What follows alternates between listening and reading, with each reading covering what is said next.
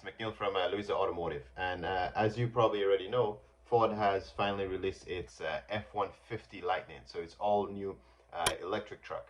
And as a, well, used car dealer, not a new car dealer, but as a car guy, a truck guy, I just kind of wanted to give my review or my feedback on that truck.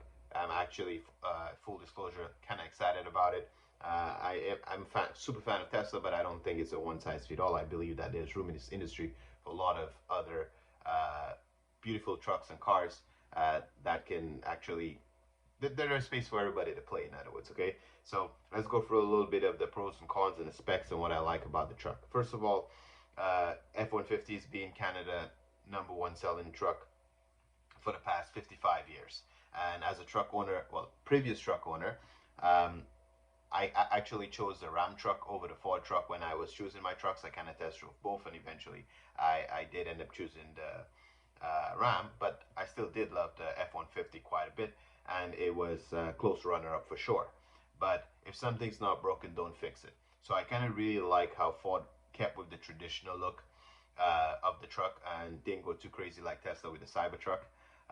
But so I do like the traditional sense of the truck. Okay, now in spite of Tesla's crazy out of this world type of design, there is obviously massive amount of interest in that Cybertruck.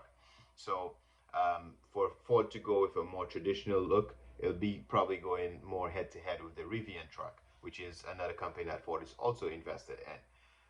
Basically, the traditional look is one of the pros. Keeping the iconic F-150 badge, keeping a traditional look, it'll probably be easier to try to transition some of your existing Ford F-150 guys to buy that truck, okay?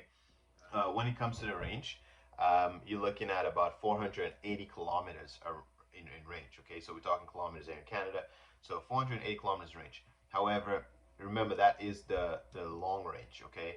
The average one will give you probably about 370 in range. So, I mean, it's enough for your day-to-day commute, but if you're going to be towing and carrying heavy stuff, you know, you're going to be losing a little bit of range on that as well. So it's not very awesome range or very bad range. It's very average. So there's something to consider, okay? One of the coolest features I like in the truck is the scale in the bed. Because if you're doing construction and you don't want to overweight your truck, because weight have a lot to do with range as well. How much range are you going to get based on what you're towing, based on how much stuff you're carrying, it's going to affect your range. So it's kind of nice that you have that skill where you can know exactly what weight you're carrying in the truck so you don't overweight your truck. I think that's a really cool feature and outside the box thinking type of feature. Obviously the trunk in the front trunk is actually really cool because also as a truck owner, you're doing some groceries or something, you got to put it by your kids' feet in the back, or you know, put it in the box and you had to always climb into the box to get stuff. So for, you know, everyday grocery errand runs, it's nice to have that front trunk, and you know, your construction stuff or whatever you're hauling will be in the back, but obviously just for your small items, kind of nice to have that. Given the fact that it's an electric truck, obviously you got all these outlets in the front, in the back, so make it easy for your construction jobs or when you're working on job sites to access all of those plug-in areas. And that's actually really cool and really nice. Now, these are the pros, these are all the good things, but let's just look at the price a little bit more closely, okay? Ford did advertise on the night of reveal that the truck will be starting just under 40 grand. But first of all, that's US dollars. We are in Canada, so you know it will be a little bit more obviously when you do the exchange rate. So we're going to be talking Canadian here, okay? Now that entry-level truck is not something that you and I would buy. If you look at it closely, it is the commercial grade truck. So when you go to just go to Ford website right now and forget about the EV. Just go price out a regular F-150, basic as shit, that you can buy. Most basic. That's what they mean. So they're showing you a limited type model here, which looks really nice. But the price in that starts at 40,000 US is a basic commercial truck. So you know normally you get white, cloth interior, not that big screen, no panoramic roof. It's very basic. So and the smaller range. So you will be getting the less range on that commercial one. But for guys who just giving it to the construction guys to beat up and whatever and just wanting to play their part, in the EV space and having an EV car, it could probably work for them. But this is not the type of truck that you and I are going to want to buy. Now, also, if you look at it closely, it says that starting price is $68,000, right? Um, but this is the XLT, so that's still not the best model, the XLT. Now, if you were to build the XLT, make it well equipped for a well equipped XLT, you will be paying upwards to $110,000.